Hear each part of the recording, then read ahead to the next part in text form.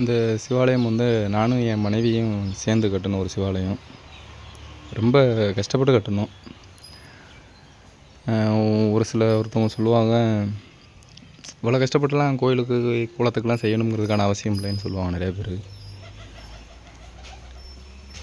ஆனால் நாயேனும் பல நாளும் நினைப்பின்றி பேயாய் திரிந்து பெறா நின் அருள் பெற்றேன்னு சொல்லுவார் சுந்தரமூர்த்தி நாயனர்.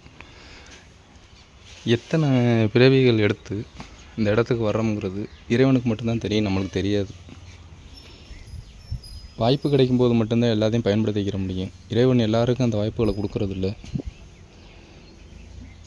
எனக்கு என் மனைவிக்கு இந்த வாய்ப்புகளை கொடுத்தது நாங்கள் செஞ்ச புண்ணியங்கிறத தாண்டி இறைவன் கொடுத்த ஒரு மிகப்பெரிய பிச்சை வரம், ரெண்டையும் எடுத்துக்கிடலாம்.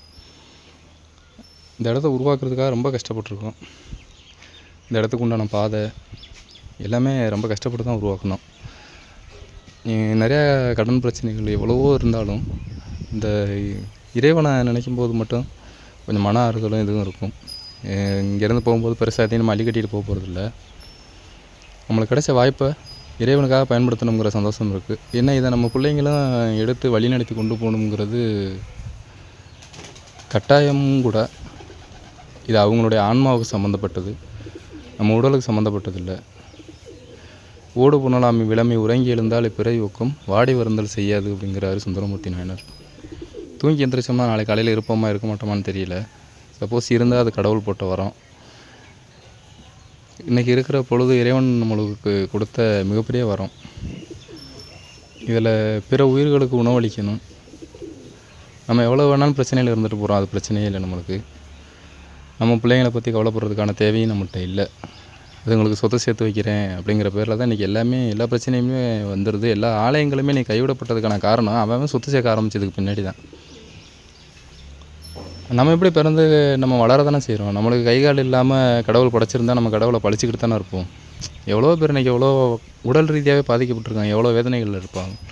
கை கால் இல்லாமல் இவ்வளோ பிரச்சனைகளில் இருக்காங்க. அவங்களாம் இறைவனை பழிச்சிக்கிட்டே தான் இருப்பாங்க. அந்த மாதிரி இல்லாமல் நம்மளுக்கு கடவுள் வந்து ஒரு காசு பணம் சொத்துங்கிறத தாண்டி அவங்களுக்கு இருக்கிற பிரச்சனை மாதிரி நம்மளுக்கு கொடுக்காம விட்டுருக்காங்கிறதே பெரிய விஷயம் தானே. அவங்ககிட்ட போய் கேட்டால் மட்டும்தான் தெரியும் அதோட அருமை. நம்மளுக்கு அது இருந்து நம்மளுக்கு அதோட அருமை தெரியல. நம்மளுக்கு முதல்ல கை காலுக்கு உண்டான சுகத்தை கொடுத்ததுக்கு இறைவனுக்கு நம்ம என்ன செஞ்சோம் அப்படிங்கிற கேள்வி தான் முதல் கேள்வி.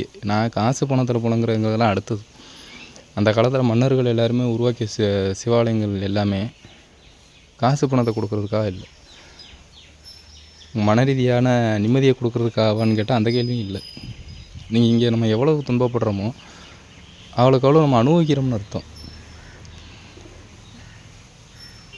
சந்தோஷங்கிறத தாண்டி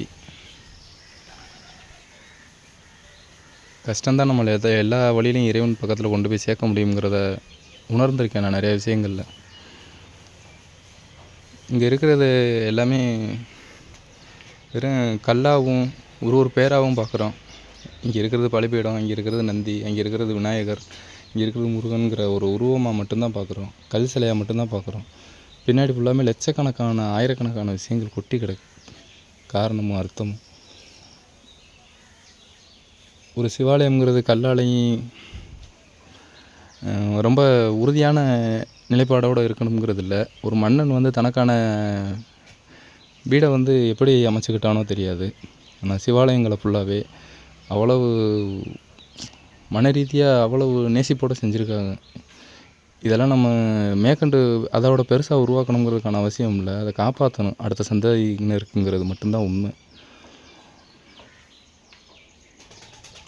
முடிஞ்சளவுக்கு சிவாலயங்கள் அழியாமல் பாதுகாக்கிறதுக்கான வழியை தேடணுங்கிறது மட்டும்தான் என்னுடைய இது. நன்றி.